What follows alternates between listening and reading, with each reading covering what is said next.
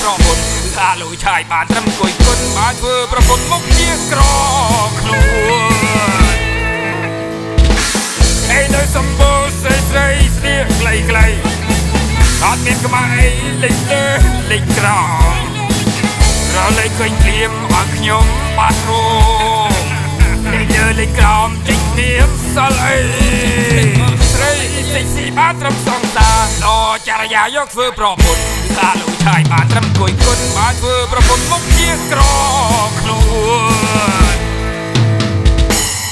ព្រោះតែចង់បានเสียចង់បានឡាយមួយថ្ងៃមកតែរូបសេកស៊ីពីបានដៃច្រើនសប្បាយហួវីភ្លេចខ្លួនជានារីស្រីខ្មែរថ្លៃថ្នូរ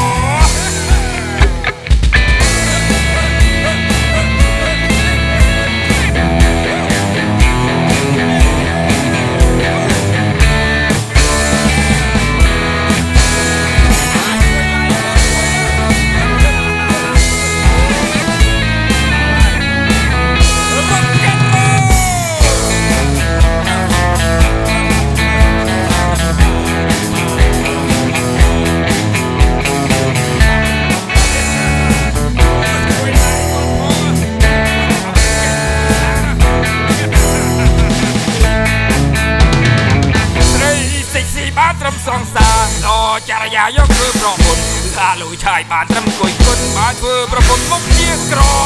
ខ្លួនអីនៅសម្បូរស្រីស្រីស្លៀកខ្លីអត់មានក្បាលអីលេចលើលេចក្ររលែកឃើញភ្លៀមឲ្យខ្ញុំបាត់រោលេចលើលេចក្រោមចេញនាមសល់អីស្រីសេកស៊ីបានត្រឹមសងសាដល់ចរិយាយកធ្វើប្រពន្ធថាលុយឆាយបានត្រឹមគួយគុណបានធ្វើប្រពន្ធមុខជាក្រខ្លួនព្រោះតែចង់បានเสียចង់បានឡាយមួយថ្ងៃមកតែរូបសេកស៊ីពីបានដៃច្រើនសប្បាយហួវីភ្លេចខ្លួនជានារីស្រីខ្មែរថ្លៃថ្នូរ